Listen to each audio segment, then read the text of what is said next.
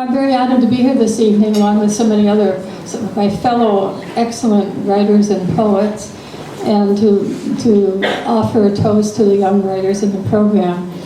To the young writers and also to the not so young writers, and in fact to readers, if there are some, among all the writers and poets.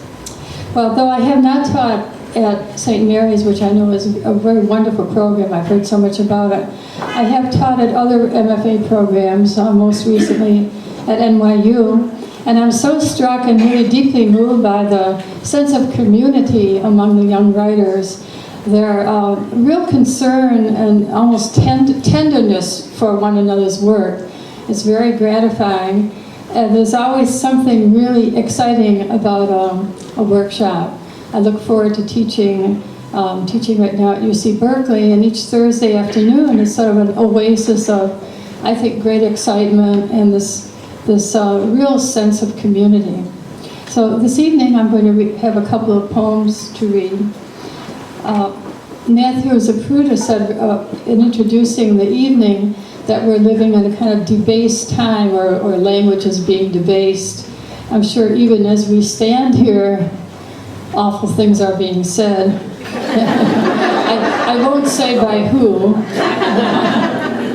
but that's a very interesting point, that it remains to writers and poets and people for whom literature has great meaning to sort of respect language and to deal with the nuances and complexities of language.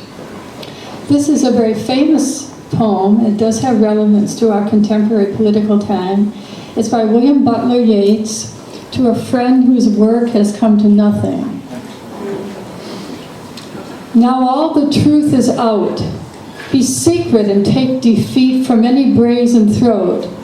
For how can you compete, being honor-bred with one who, were it proved he lies, were neither shamed in his own nor in his neighbor's eyes?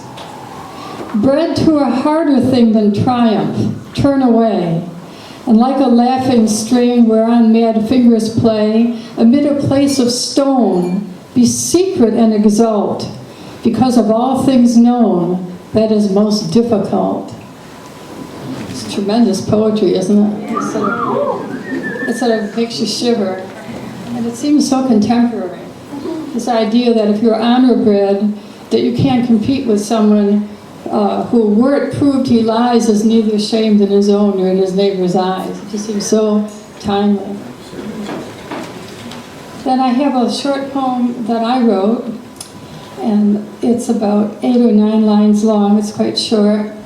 It's called In Hemp-Woven Hammocks Reading the Nation.